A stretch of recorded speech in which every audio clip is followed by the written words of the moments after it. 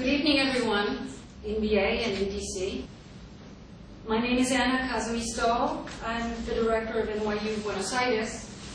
It is my pleasure to welcome you all to tonight's event, Social Justice and Religion in the Age of Pope Francis. Tonight's program is especially exciting for New York University because of the cross-global site experience between NYU Washington, D.C. and NYU Buenos Aires. The collaboration between these two sites has brought together this esteemed panel of community activists, policymakers, and religious leaders here tonight to discuss themes of social justice and interfaith collaboration in the same ways Pope Francis has challenged today's world to do.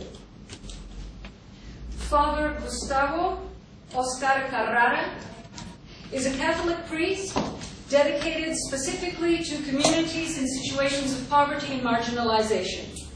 He and others like him are known here as the shantytown priests. This service reflects the commitment forged by Argentine priests in the 1970s when Argentina was under dictatorship, and both as Archbishop of Buenos Aires and as Pope, Francis recognizes and mentors these shantytown priests. Father Gustavo Carrara's parish is inside shantytown number 11114, where nearly 40,000 people live in miserable conditions. His work there has forged a hub for community building, education, and solace in a zone that typifies today's challenges around social and institutional support. Marina Artusa is a journalist. She's completing a PhD in sociology at Università di Bologna in Italy and got her master's at Columbia University. She's taught journalism courses and workshops at NYU Buenos Aires. Before moving to Italy in 2012, she was the managing editor for Clarin's Sunday magazine, the largest such publication in Argentina, and currently is a foreign correspondent for the Clarin newspaper in Italy, often reporting on the activities of Pope Francis.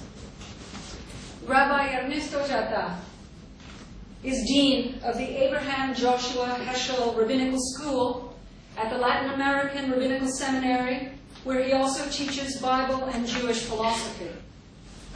Born in Buenos Aires, Rabbi Jata studied at Columbia University and at the Jewish Theological Seminary of America in New York. He was ordained as a rabbi there in 1989.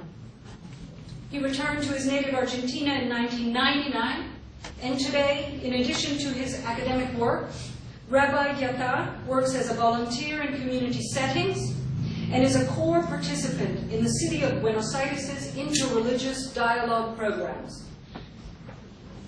I pass the word to Michael Ulrich, Director of NYU Washington, D.C. Thank you, Anna. Good evening, everyone. I'm Michael Ulrich, Director of NYU Washington, D.C. I'm pleased to welcome our moderator for tonight's program, Vicki Kieshel. Vicki is a faculty member here at NYU and has taught the course Globalizing Social Activism, Sustainable Development in Urban Areas since we opened in 2012. She also teaches at American University School of International Service, where she received the Most Innovative Green Teacher of the Year award. We're glad to see some AU students here tonight, too, so welcome to you. Vicki is a practicing architect who serves in organizations in need of affordable, sustainable design. She also works for the Cadmus Group, a public good consultancy. I'm also very happy to introduce our DC panelists for the evening, John Gehring and Seth Inam. John is the Catholic Program Director for Faith and Public Life. Previously, he worked as an education reporter for nearly 10 years before leaving journalism to blend his passion for writing, politics, and faith. He has served as Communications Director at Catholics in Alliance for the Common Good and was an Assistant Director for Media Relations at the U.S. Conference of Catholic Bishops. He has appeared on MSNBC, written for the National Catholic Reporter, Washington Post, On Faith, U.S. Catholic, the Milwaukee Journal Sentinel, and is frequently quoted in national media outlets. He has recently authored a book, The Francis Effect, a Radical Pope's Challenge to the American Catholic Church. Seth is the Muslim Public Affairs Council's policy analyst in the Washington, D.C. office. He engages members of Congress and their staff on legislation and current affairs. organizes briefings on various domestic and foreign policy issues for the Capitol Hill community, and creates memos for policymakers. Previously, Seth interned at the Department of the Interior in both the House and the Senate, most currently for civil rights icon Representative John Lewis of Georgia. Seth has a bachelor's degree in business economics and public policy from the George Washington University and a law degree from Georgia State University. I will now hand it over to Vicki to begin what I'm sure will be an engaging, thoughtful discussion on social justice and religion. Thanks, Michael. I thought we would begin tonight with the context of the Pope's U.S. visit. And I will turn to John Gehring first and ask you to talk about what the Francis effect is and what the relationship is between the Francis effect and the Pope's social mission, social justice mission. Thank you, and good evening, everyone. It's really an honor to be here. Thanks for hosting this event. And you know, the Pope talks about dialogue, dialogue, dialogue all the time, and he said this to Congress, so I think that's very much in his spirit. The Francis effect, in my opinion, is there's a couple of interesting things going on. One, what he's doing to sort of redefine the face of religion, really, in the public square, not just Catholicism. But I think he offers kind of a welcoming embrace. You know, I think particularly there's a lot of young people here. Millennials are sort of, you know, all the data would show are very disconnected from organized religion. And there's many reasons of that. I mean, the religious right, I think, had sort of a toxic effect on kind of the brand of institutional religion. And I think, you know, this is a Pope who's funny, he's engaging, he reaches out instead of wagging a finger. And I think that's getting people to look at the church again. Even if you're not Catholic or Christian, he acts like Jesus, right? I mean, he's a servant. He embodies servant leadership. So I think that's part of it, how he's changing the image of the church. The second part is more of a political analysis in which I think, you know, a Pope who talks about inequality as the root of social evil and who talks about the moral dimensions of climate change, I think helps expand our sort of Catholic political narrative in politics that in recent years, as you all know, probably has been fairly narrowly defined, or sort of a range of hot buttons, contraception, abortion, gay marriage. And while the Pope isn't changing church teaching on those issues, he's saying, hey, we need to have a broader conversation about life and human dignity. And I think, you know, I do think that's going to have an impact on how, say, Catholic Republicans running for president, and there's many of them, think about things like inequality and climate change. So I see a twofold effect, both in the church and potentially in our kind of political narratives. Sam, do you want to speak to that? Because your hand is on the pulse of the Muslim American community, really. What do you see in this respect with Francis and the community of Muslims here?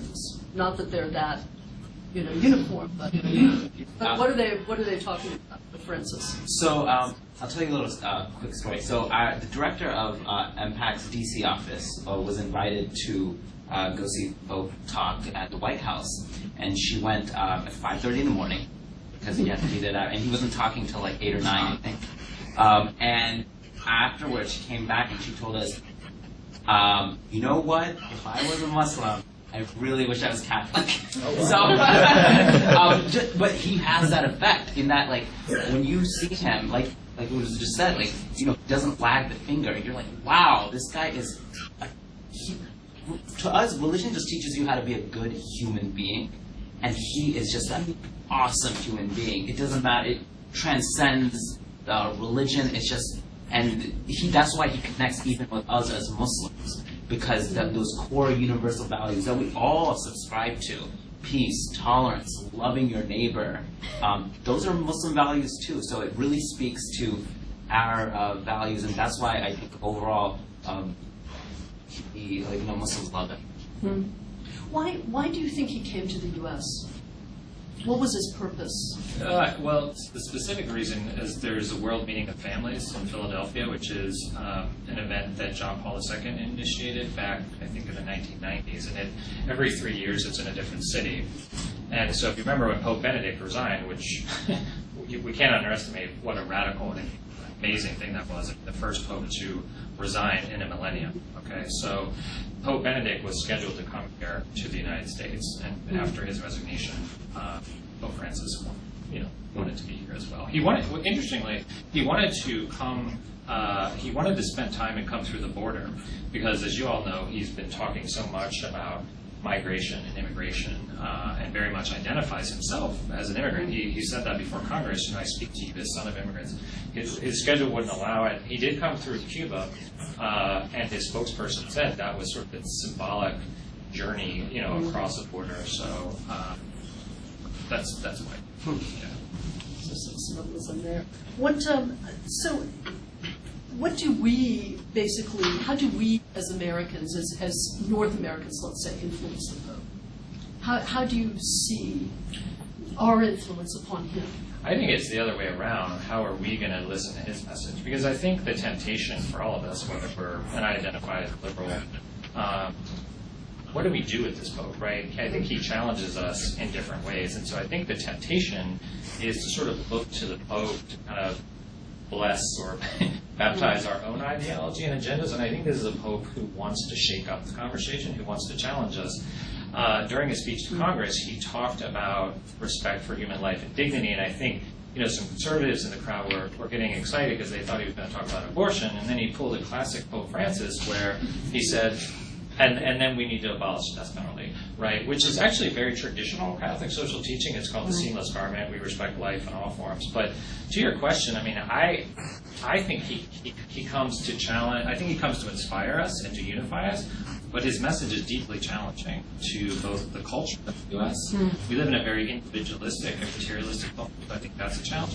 And I think he just challenges structures of inequality that benefit the wealthiest few at the expense of the poor. And as conservative critics don't like him talking about inequality, but I think he's gonna keep doing it. So I think we need to come back to some of these issues that you've raised just now, John. But I'd like to turn to Buenos Aires now and really ask, you all can speak to this very interesting issue of the urban context of Buenos Aires and how it has shaped this Pope's social justice mission. Father Carrara, do you want to lead us into this issue, this topic? About how place and the place of Buenos Aires has influenced the Pope's mission. Voy a hablar en la lengua del Papa, su lengua materna. Cuando uno habla de lengua materna, habla de cultura también. I will speak in Pope Francis' mother tongue. So when we speak about mother tongue, it's a way to speak about culture. Pero con una muy buena traductora.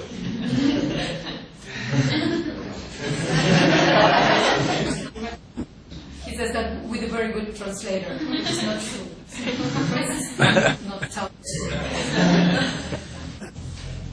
Quisiera traer a la memoria la homilía de la misa en el Madison Square Garden en Nueva York. So I want to bring into our memory, the homily that Pope Francis gave on his mass in Madison Square Garden in New York. En la ciudad en que ustedes viven, en esa ciudad tal vez la más cosmopolita del mundo. The city where you live, which is probably the most cosmopolitan city of the world. Allí el Papa Francisco dijo, Dios vive en la ciudad. There Pope Francis said, God lives in the city. Dios vive con nosotros en medio del smog de las grandes ciudades. God lives with us in the middle of big cities' smog. Seguramente esa visita a Nueva York le trajo recuerdos de su querida Buenos Aires, también una ciudad cosmopolita. Probably his visit to New York reminded him about his beloved Buenos Aires, which is also a cosmopolitan city. Una ciudad hermosa, lo pueden decir ellos. A beautiful city, they can tell you. Beautiful it is. Y como diría un escritor al que el Papa admira, José Luis Borges, a mí se me hace cuento que nació Buenos Aires, la juzgo tan eterna como el agua y como el aire, decía el poeta Borges. As Father Carrara quotes Jorge Luis Borges, a writer who Francis Pope loves, and he quotes some of his work when he says, hard to believe Buenos Aires had any beginning. I feel it to be as eternal as air and water. Ahora bien, si Dios vive en la ciudad, ¿dónde hay que irlo a buscar? So if God lives in a city, where do we have to look for him? Francisco nos enseña, nos dice que Dios se esconde especialmente en las periferias geográficas y existenciales. So Francis tells us that God is hidden in the geographical and existential peripheries. Y el arzobispo de Buenos Aires, Bergoglio, trataba de entrar en sintonía, en contacto con esas periferias. So Bergoglio, when he was Bishop of Buenos Aires, he was all the time trying to get in contact with this periphery, this reality. El programa pastoral es el Evangelio de la Misericordia. So his pastoral was based on the mercy gospel. Tomando el Evangelio de Mateo, tuve hambre y me diste de comer, tuve sed y me diste de beber, era inmigrante y me recibiste, estaba enfermo y me visitaste, estaba preso y me viniste a ver. Ese es el programa pastoral. So based on what Matthew said in Matthew 25, when it says, I was hungry and you gave me something to eat, I was thirsty and you gave me something to drink, I was a stranger and you invited me in, naked and you clothed me, I was sick and you visited me, I was in prison and you came to me. So that's the attitude. ¿Y cuál es la actitud interior para acercarse? La de las bienaventuranzas. Felices los que trabajan por la paz, porque serán llamados hijos de Dios. Felices los que son perseguidos por practicar la justicia, porque a ellos les pertenece el reino de los cielos. Felices los misericordiosos, porque obtendrán misericordia. And he quotes another part of the Bible when it says that the whole mercy, when it says, blessed are the peacemakers, for they shall be called sons of God. Blessed are those who have been persecuted for the sake of righteousness, for theirs is the kingdom of heaven.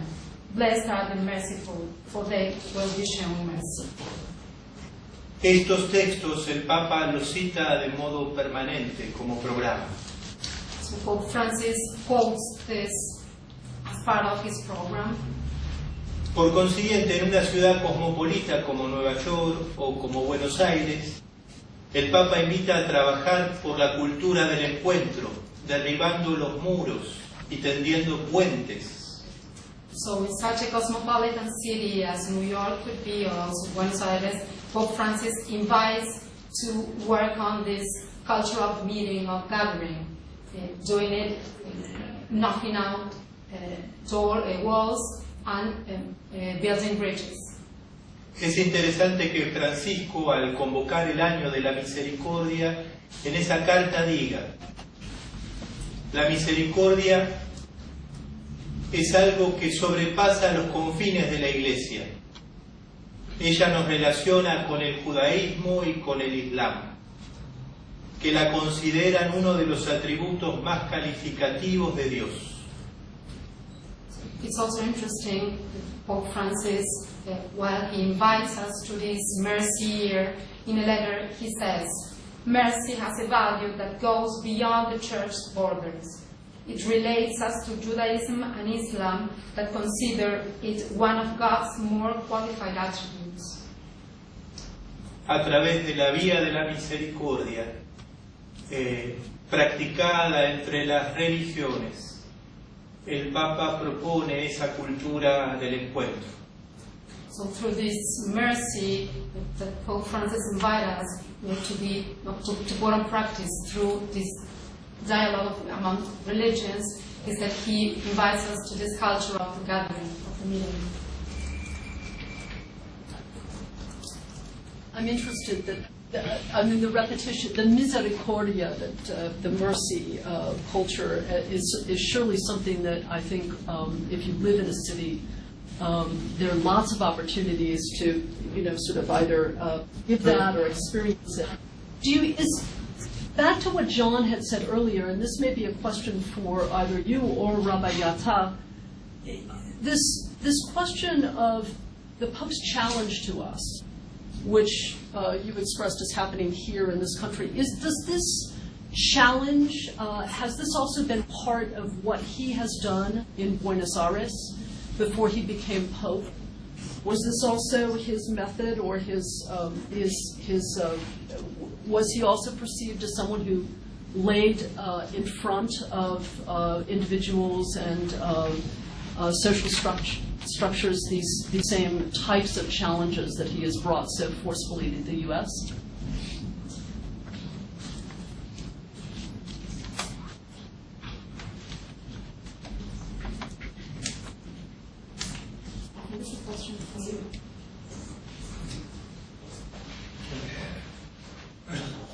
I think that, yes, definitely, while he was here as Archbishop of Buenos Aires, he was constantly trying to bring forth to the leadership of the country, the political leadership of the country, and to the consciousness of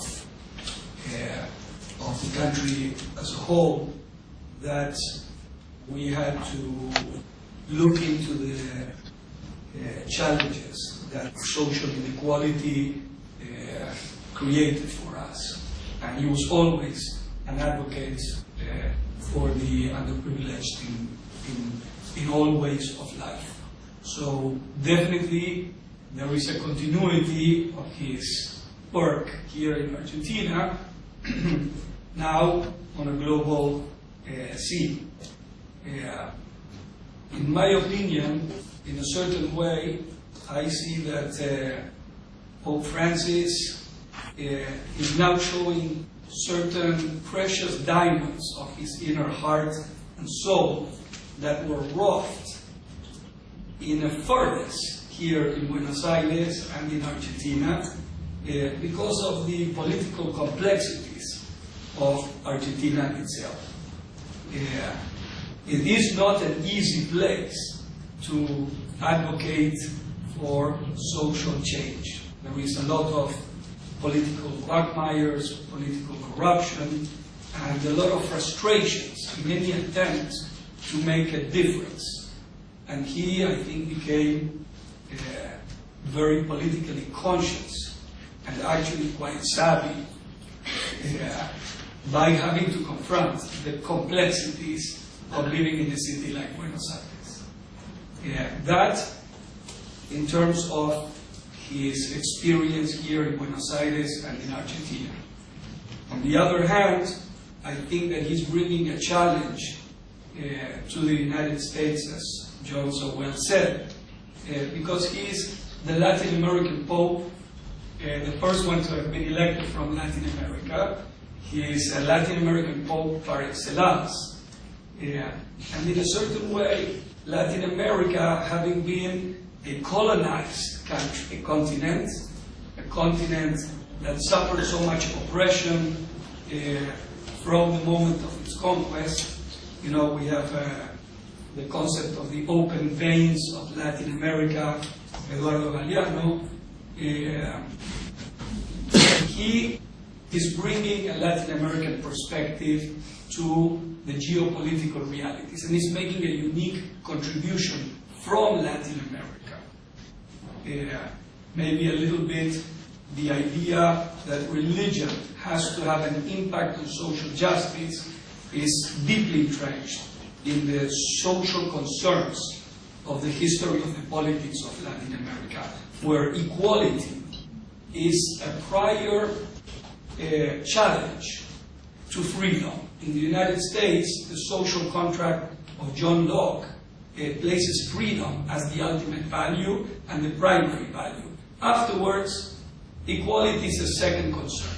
And in Latin America, where there is so much inequality since the conquest of the continent, where there are small elites and large tracts of population, especially countries like the Andean countries, Mexico, Ecuador, Colombia, Peru, Bolivia, etc., the concept of creating the context for equality so that there can be true opportunity for everybody. This is a uniquely Latin American experience and contribution that he's bringing to the world. I'm so interested by that. John, did you want to react to that before I ask my next question? Well, I mean, just quickly, I mean, he's sort of bringing back what's known as liberation theology, the idea that the gospel is not sort of, away from the reality of the world, but he wants a church that's, in his words, in the streets and grappling with social inequality, not as a left or right sort of activist would, but the gospel has a radical message that when we see the inequality of the world through the lens of the gospel, that compels us to act. And I think he's, liberation theology was very controversial under John Paul II, in many ways because of his history. I think this Pope, and you saw it with the beatification of Oscar Romero of El Salvador, is kind of bringing that back. And so I think that's right. Saif, do you as a Muslim see him as a radical? Francis as a radical? It's sad to say, as I said, just being a good person, if that's radical, then that's really sad. But the fact that he has definitely pushed the envelope. He says, talking about who am I to judge? Who says that? Who could say that? In the past, recognizing the state of Palestine, do that. Things like that, but the fact that, he didn't even come to the U.S., this was his first time to the U.S., which is the political power, where money is, and he didn't come till now. Who does that? That is, I guess, that's to say, a radical thing. So, yeah. Interesting. Just quickly on the word, because it is in my book, so I should explain it. Pope Francis was asked once whether he was a revolutionary in an interview. And he didn't back away from the word, but he said the true revolutionary is one who goes back to the roots. And so the word radical comes from radix, which means the root. And I think he's radical in the sense that he's getting back to the radical joy, the radical...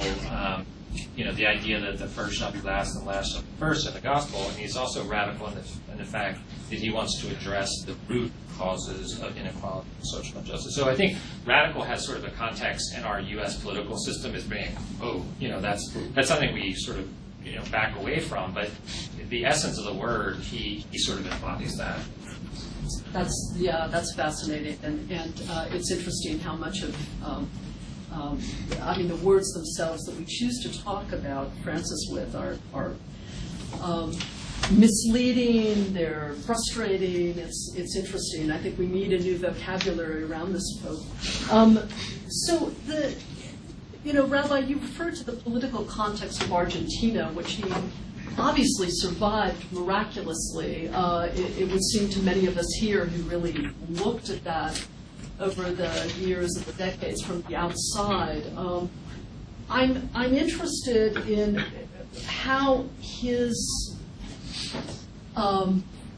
being in this context and his experience of it for most of his adult life has affected his tactics.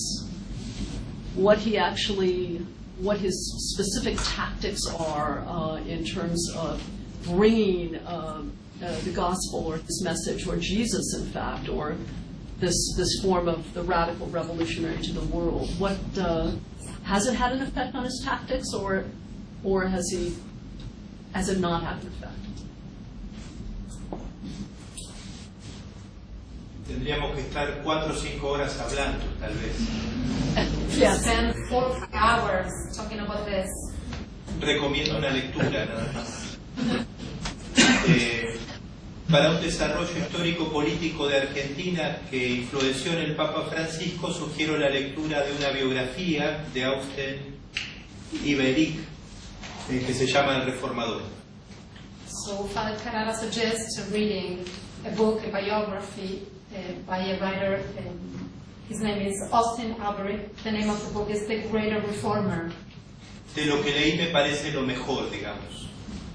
but what I've read, I think it's the best. It's the best book about Pope Francis and the context in which he mentioned the historical and social context in which Francis Pope was living. Ese autor ya venía estudiando el fenómeno político-social argentino, digamos, entonces tiene un bagaje de conocimiento que no le hace escribir algo rápido porque surge un papa latinoamericano. This author has a background about the social and political situation in Argentina, so when a Latin American pope was named, so he knows exactly what he's talking about when he writes about Pope Francis in this context of Argentina. Vamos descubriendo cada vez más que Francisco es un gran hombre, que trae mucha luz. Y como sabemos, los grandes hombres no se explican solo desde aquello que los influenció. Digamos, eso es lo que yo quisiera destacar, ¿no? I want to point out that we are discovering a great man in Francis, but what I want to say is that the great man could not be defined by only what has influenced him. Un ejemplo, Mozart no se explica solo desde sus influencias. You can't explain Mozart only because of his influences or who has influenced him. Sí señalaría algo, nomás una pista, algo que me interesa, digamos. En su exhortación programática, Evangelii Gaudium, el Papa Francisco define la misión como una pasión. In his apostolic exhortation, Evangelii Gaudium, Pope Francis defines what mission is for him. La misión es una pasión por Jesús, pero al mismo tiempo una pasión por su pueblo. So the mission is a passion about Jesus, but at the same time it's a passion about his people. Yo creo que una clave hermenéutica para entender a Francisco es esa pasión por el pueblo, por la gente, por el hombre de a pie. So I think that an hermeneutic clue to understand Francis is this passion about people, about being involved, caring about people. Salvo el libreto. Yo creo que el Papa disfrutó la visita al Capitolio, pero disfrutó mucho la visita al espacio que alojaba a los homeless, a la gente que estaba en la calle, y disfrutó mucho su visita a la cárcel. I think that Pope Francis enjoyed a lot his visit to the Capitol, but also he enjoys as well when he visited this space in which he shared things with homeless people, and also when he went to jail, to prison, to visit prisoners. Pasión por el corazón del pueblo, que son los más pobres, los más pequeños. He feels a passion about the poor people, who are the heart of his people. Porque ellos apuntan a lo esencial en sus aspiraciones, en sus deseos. Because poor people aim to the essential things about what they want, what they need. El Papa Francisco nos invita a escuchar a la gente sencilla, a la gente común. So Pope Francis invites us to listen to simple people, common people. Y de algún modo un resumen puede ser eso que él llama la triple T. Tierra, techo y trabajo. A way to sum up this is what Pope Francis calls the triple T in Spanish, right? Which is land. Tierra, techo y trabajo. Okay, land, home, and work.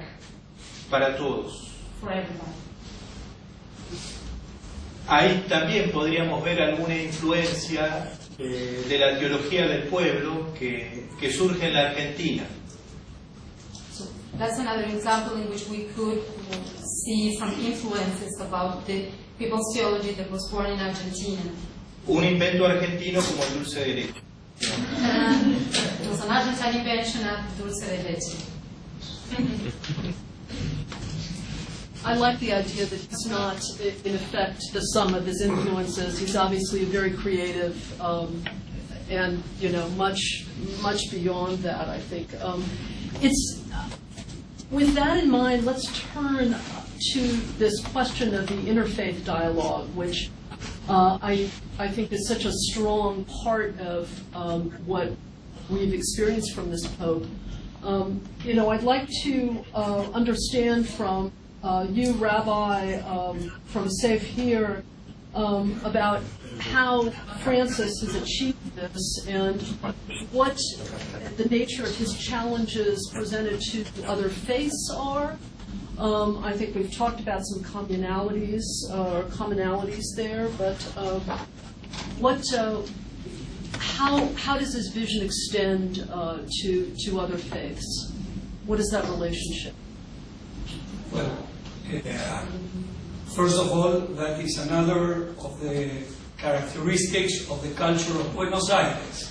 Buenos Aires is a cosmopolitan city that grew tremendously at the beginning of the 20th century with so many different communities that came to live from Europe in a time when Argentina was open to people of all faiths. Even though Argentina is a very Catholic country in its origins, it became very open, in part to Protestants who were coming from England, for instance, or later on from Germany.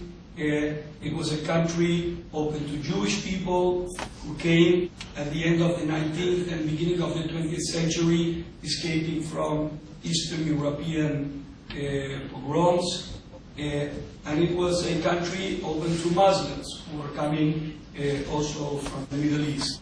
So Argentina is a country where different faiths found a place to grow and flourish in freedom and in quite a lot of respect, in spite of the fact that Argentina has the problems that every country has, but to a certain degree it is a good place for diversity and for dialogue. And Buenos Aires in particular is a city where the interreligious dialogue has been cultivated for many decades, and we are very proud of that. And that's another thing that he's sharing with the world, the possibility of people of different faiths working together and embracing each other. An example of this is last year when he visited the state of Israel. He went to Jerusalem, but he didn't go alone. He took with him Rabbi Abraham Skorka, who is a very close personal friend of his, with whom he has worked on interreligious dialogue a lot here in Buenos Aires, and also a Muslim sheikh went from Buenos Aires to Jerusalem together with them, Sheikh Omar Aboud, who also works very deeply in interreligious dialogue here in Buenos Aires, and the three of them embraced each other as three representatives of the three Abrahamic faiths in front of the Wailing Wall in Jerusalem. In a picture that in real time made it all around the world. And, I always say it had to be three Argentinian guys to produce this, which is a historic event. Never in the history of the Western monotheistic faiths did three representatives of the three Abrahamic faiths do such a gesture of embracing each other in front of the Wailing Wall. And so I think this is another of those great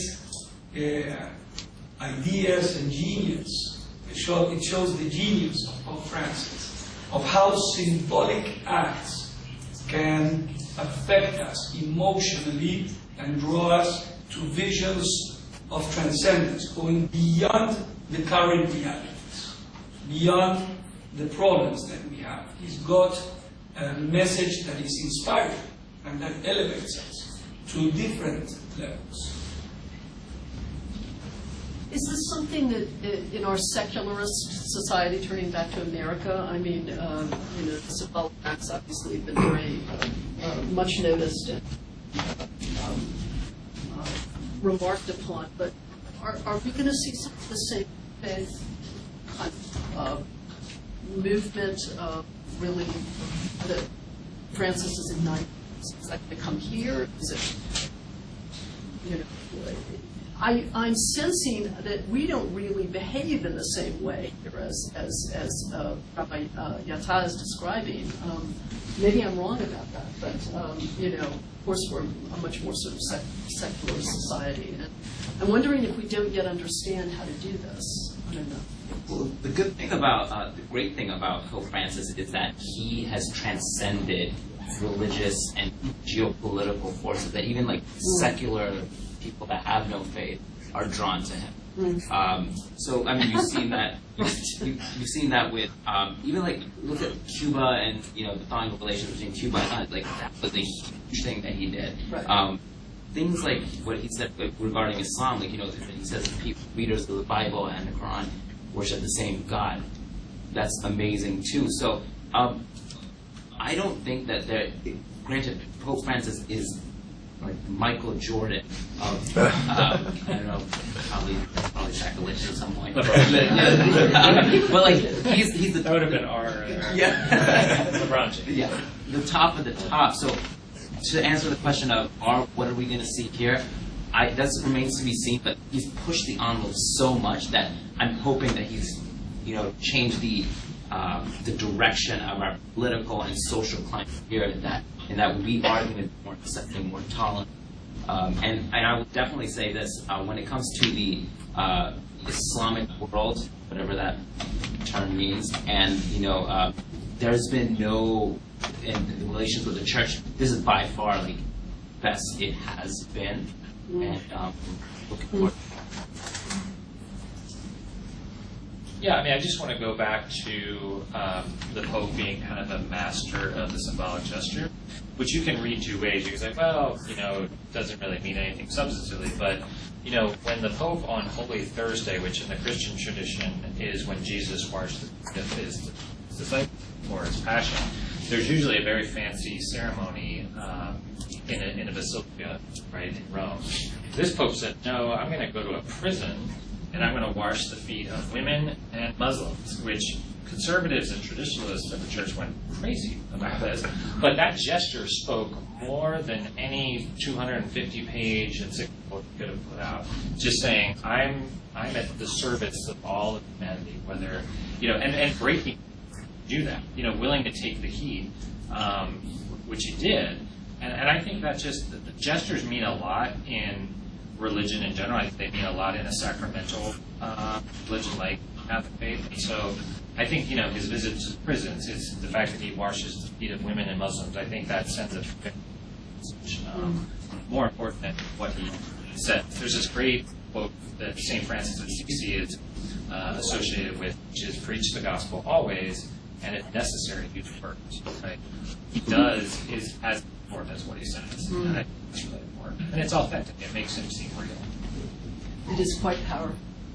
So to this question of what he does, his influence through symbolic acts, his exemplary manifestations, mercy, and of all these good things, how will this last beyond Francis? What is this? What do you see as happening in terms of Francis perhaps wanting to either modify the church doctrine? Will he do that? Father Carrari spoke of him as a reformer and referred us to that book, which sounds very interesting. I mean, is he biding his time as something? Is he going to come up with something that will actually change the institution of the church? I'm very interested in your thoughts about how this lasts. What happens into the future with this?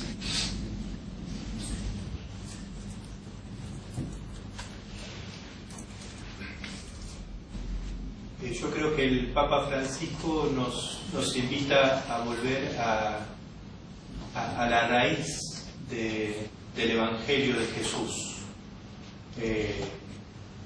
Y eso provoca cambio, eso provoca reforma. Las verdades de la fe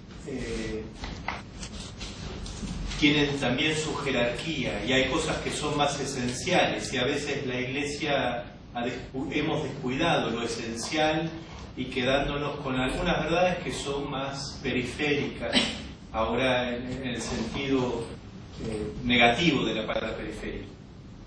What I think is that Pope Francis invites us to go back to the roots, to Jesus' gospel. He says that there's a sort of hierarchy regarding the truth, and sometimes we don't pay too much attention to the real truth, and we pay attention to what could be called the peripheral truth. Si la Iglesia se olvidara de la misericordia para con los más pequeños y los más pobres, se alejaría del mensaje de Jesús y dejaría de ser católica, dejaría lo esencial. Por eso el Papa apunta a la reforma yendo al corazón de las cosas. So Pope Francis aims to change, go to the heart of things. He says that if the church forgets about the poor, in a way forgets the message of Jesus' gospel too. No nos invita solo a ser generosos con los pobres, sino que nos invita a entrar en comunión, en amistad con los más pequeños y los más pobres. He not only invites us to be generous with the poor, but also to be involved with them. Dar plata a veces es fácil para algunos, pero dar tiempo, entrar en comunión, dejarse tocar el corazón, te cambia la vida. Sometimes for some of us could be easy to give money to poor people, but to give time, to be involved, to share things could be more difficult, but in a way this will go to the heart of things and will change our lives too. La Iglesia recupera un rostro más humano. Doing this, the church will go back to, will have a more human face. Y por consiguiente más creíble. More reliable. Por ahí va la reforma. So it's an individual, it really is at the individual level that this revolution will really occur, in a sense, is what you're saying, by individual actions that then, transform us as individuals, ultimately then ramp up the scale, if you want to say that, or end up transforming the social structure. Is this really the nature of his revolution? I think that if we think about the future, what Pope Francis is doing, again, in a symbolic way, is very far-reaching, and we are going to begin to see the effects of his work grow significantly and exponentially with the passage of time. His recent trip to the States shows symbolically, precisely through what John was saying, that he chose to speak not only with politicians, not only with the leadership of the country, but with the people. And even in Congress, he said, through you, I want to speak with the people, with the elderly, with children, with young people. And I think this is a very powerful message, because he is putting the focus not on the politicians, but rather on the people. And he is, in a certain way, forcing the leadership to look to where they need to be looking at. And he poses a challenge to all of them that is very serious because, for instance, he did not get caught in these left-right dichotomies, and he was very intelligent in rising to a higher level where everybody had to listen to what he was saying. They got caught between him as an inspiring figure and the people that they are representing or trying to represent or supposedly representing. So he denounced some of the problems of how politics works. And we know that through political conflict, we are experts here in Argentina about that because we have soccer and football. As long as you have two strong teams that are fighting against each other, the rest of us are left watching the game, right? And we are spectators, and we cannot go into the field. And what he's actually saying to the people directly is, get involved. Don't sit on the sidelines. Come forth, because you need to rescue the country from, the problems that politics generates. And here we have a message of a transformation of the democratic system for it to be more democratic. In what sense? Not to have a democracy of non-representative representation, but to move forward to a democracy of direct participation, where people will take back their destiny in their hands and help us to move forward to the next stage of our political systems. John, you want to respond? Yeah, I mean, the speech to Congress was amazing, and I had a chance to go. I mean, he again and again talks about the common good, which I think in an American context, what is the common good? The common good is this idea that we're not just individual actors in our lives, that we're interconnected. And he talked about the golden rule, right? Treat other people how you want to be treated. But I think what was interesting is we're in a very crass political moment right now with Donald Trump, sort of taking up all the oxygen in the air, and you have this resurgent kind of nativism and ugly xenophobia. And Pope Francis stands very much in contrast to that. And, he talked about in that speech to Congress, politics in the broader sense of being something noble, right? The idea that politics should be about service, politics should be about human dignity and the common good. We think of politics as a very negative thing in some ways because of how it's been polluted by so much of kind of the mess that we make of it. And, my hope is that he can help elevate that conversation. I mean, I don't think anyone's naive to the fact that that's just going to somehow go away, particularly in an election year. But I want to get back quickly, if I could, just to your question about, are things going to change? If we wake up tomorrow and let's say we have a new pope, I think it is hard to go back to business as usual. I mean, the Pope did move into the Apostolic Palace, and it's not just a symbolic thing. He is trying to change the structures of the church. I mean, he's trying to decentralize power away from Rome, which he's very consistent about. He is appointed, he's trying to clean up the Vatican finances, which are a mess. I mean, Pope Benedict tried to do that as well. He's appointed a small council of cardinals, none of which were sort of Vatican insiders. And so he is trying to structurally change the church, which is it's not the most sort of sexy element of his reform agenda in terms of people on the outside looking in.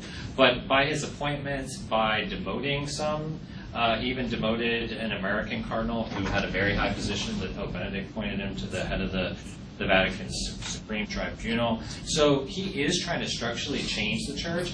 But John Paul II and Benedict had 35 years combined, or more, to do that. He's going to need at least, I think, a decade to make some of the structural changes he wants to make. And he's 78, and so we don't know how that's going to go, and we don't know who the next pope is going to be. But I do think he's set a reform agenda that's going to be very hard to put back in the bottle. I mean, would you want to be the next pope who moves back into the Apostolic Palace? I don't think so. I mean, I think that'd be really hard to do. I mean, personally, I would do it. I think it's time for questions, yes? Shall we open the floors of the two sites? And we can certainly begin with Buenos Aires if there are questions from the audience. I put you on the spot.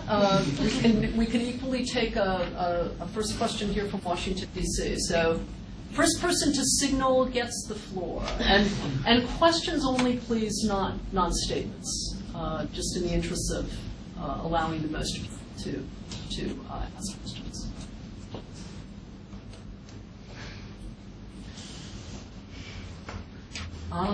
Very good. My question is for Father Carrara. And as a shantytown priest who serves underprivileged populations, my question for you, it's kind of two-part. Whether in the context of religion or not, what are the challenges that contribute to or reinforce poverty in these shantytowns of Buenos Aires? Why is there such minimal opportunity for social mobility? And the second part of my question is, like, how would the shantytowns of Buenos Aires compare to, like, the situations in those shantytowns compared to other Latin American urban slums, such as the favelas of Rio de Janeiro, for example?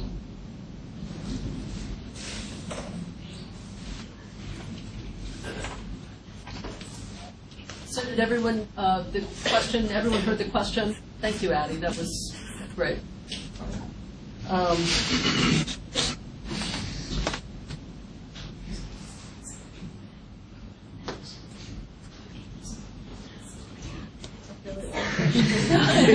Translation has taken a while.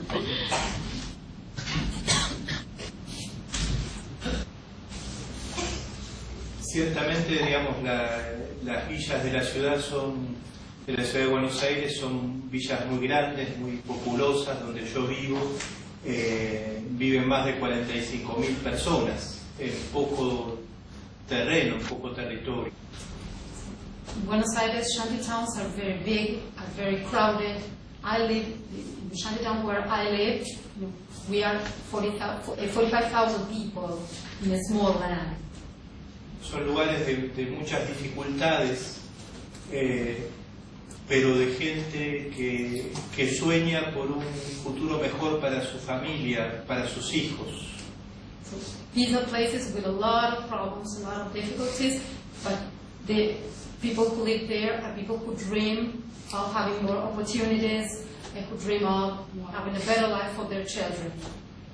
Ayer a la noche, a eso de las 9:30 de la noche, celebré una misa con un grupo de gente ahí en la calle. Last night, around 9 p.m., I gave a mass with a group of people in the middle of the street.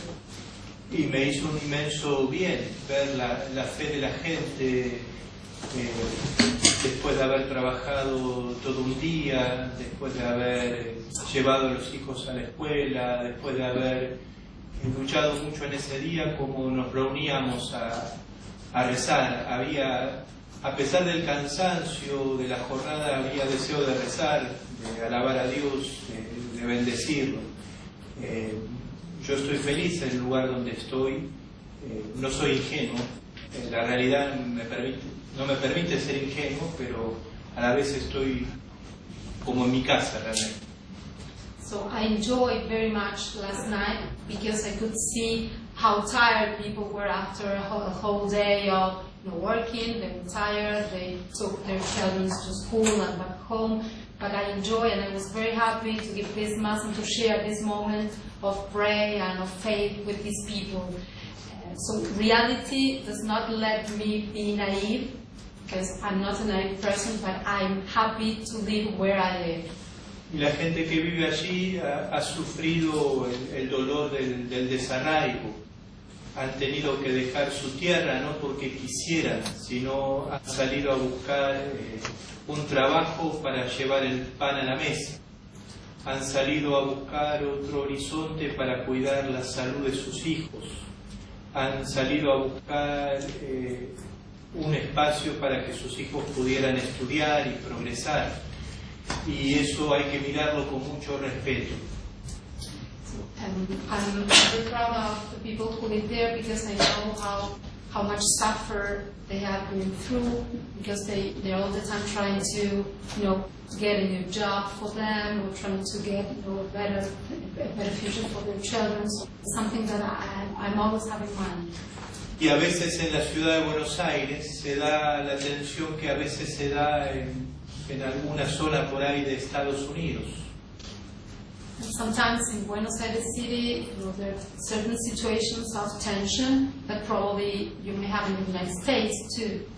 Nos vienen a sacar cosas, es la idea, el pensamiento.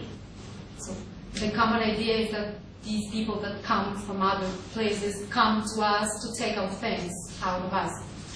Yo creo que todo lo contrario, vienen a traer mucha riqueza cultural, de fe, de deseos de salir adelante, y eso enriquece a una ciudad.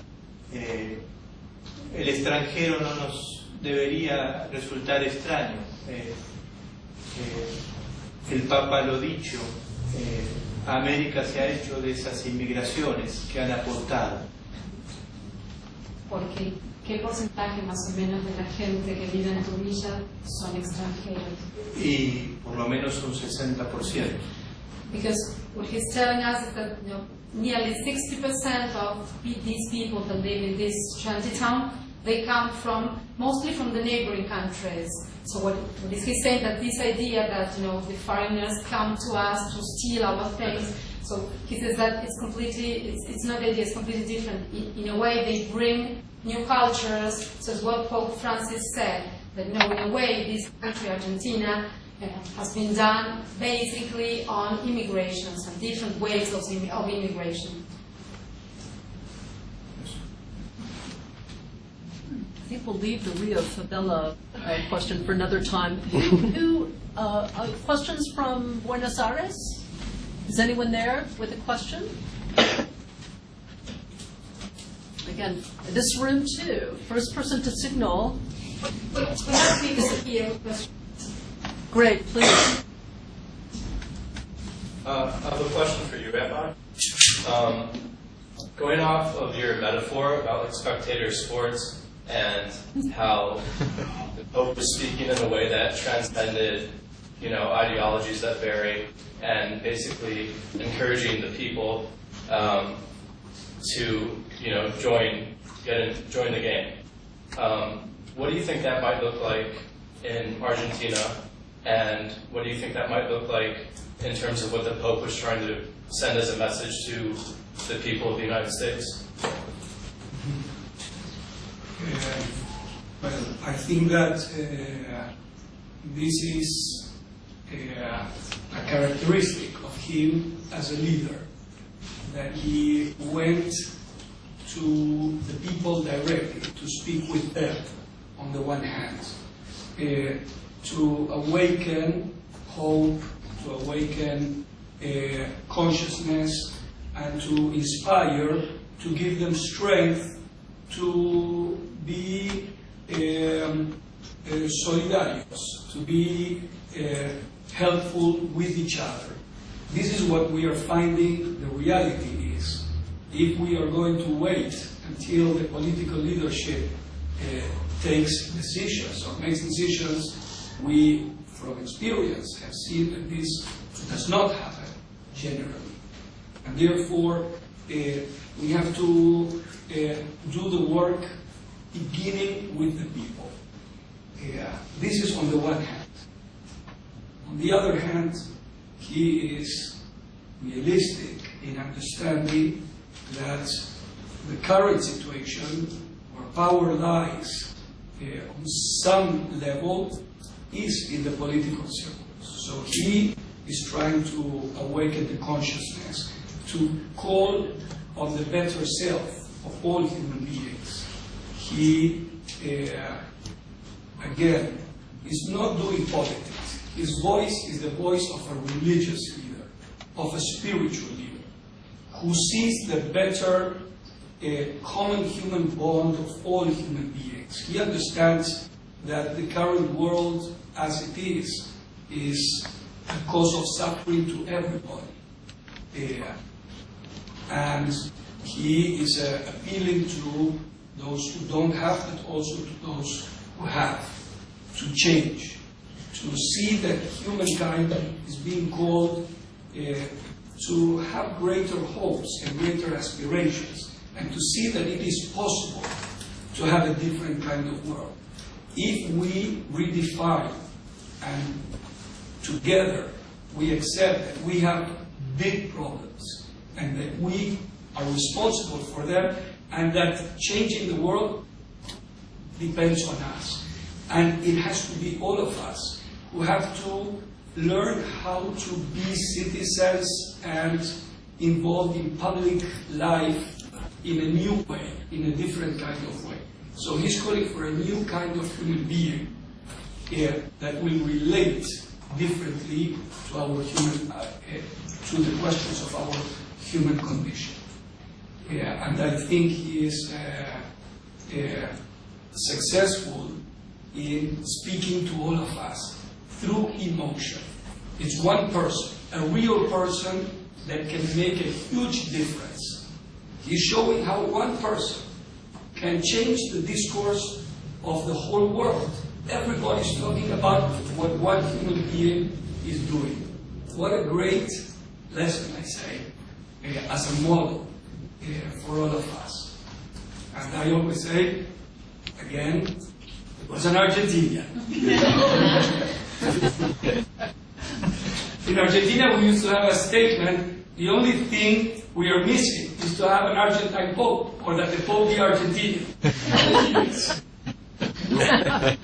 Nothing more to wish for. Is there another question there in the room? In Buenos Aires? Yes. I have a question for, I think I'll just address it to the DC panel because they used some phrases which piqued my interest in this. One was about using the word radical to refer to things that some certain people would just call being a good person. For example, I would say that like the scientific accuracy of linking social justice to climate change would be a good example of that. But I wanted to ask about what opportunities there are for the Pope to increase institutional social tolerance, because, for example, he has made more tolerant statements about homosexual people, but he is at the same time, what opportunities are there for that other than the symbolic gestures? That was the other phrase I was thinking of, because he has also made statements which certain spaces would consider still very intolerant of certain parts of the LGBTQ community, such as equating gender theory and transgender people as a social danger equivalent to nuclear weapons, he has stated that. So what kind of institutional opportunities does he have to increase tolerance? I'll take that's the easy question. No, I think you're right. This is a pope who is not changing church teaching on issues of gay marriage or homosexuality. What I think is interesting about this pope, and I think he, legitimate criticisms from different sides on these issues, but he said once he was asked about homosexuality and whether he endorses it, and he said, well, let me step back and sort of reframe that question. Do you think God looks at an LGBT person with value and dignity? And he says, I do, right? And so, that doesn't structurally change the conversation about the church's teaching, but it does start the conversation with the human person. And I think, again and again, this pope wants to put people at the center, not, he gave a talk to bishops here in the United States last week, and he said, your job is not to preach complicated doctrine. Your job is to present the love and peace and welcome of God. And so on the particular issue of gay marriage, when he was in Argentina, he actually came out and endorsed civil unions. He didn't go as far as to endorse gay marriage, but particularly back in that time. I mean, I believe that was the 90s or 2000s. There was Democratic politicians in this country who go that far. So I do think the Pope wants to reframe the conversation about the church's relationship with LGBT people, and that doesn't go far enough for some people, obviously, and it goes way too far for conservative church who are really out to sort of undermine this papacy. So he's caught in sort of a difficult situation, and that's not to sort of justify or whatever in terms of what he's doing. But I do think there's a big synod coming up in the Vatican actually in a few days where bishops and cardinals from around the world are going to be talking about issues of family and how the church can, in a more pastoral way, serve the needs of LGBT Catholics, of others. And there was a synod last year, and some of these hot-button issues became a real open source of debate among cardinals. And the fact that you have cardinals even openly debating and disagreeing with each other is good. He sees that as good. It's different than we saw under previous papacies. He actually sees the conversation and the debate as healthy. It's a sign that the church is alive rather than what he sees as a church that is too, the other model of that is like, let's not have debate, let's have a static church, which in his words is a church that is unhealthy. So I don't know if that completely answers your question, but I do think he has a different posture and he wants to talk about these issues differently, and maybe that lays the groundwork in future years for somewhat of a development of doctrine. Doctrine just doesn't change over the night in the church, but there is historically development of doctrine. There could be some interesting things. Seth, do you want to take the question on at all? I think I'm not going to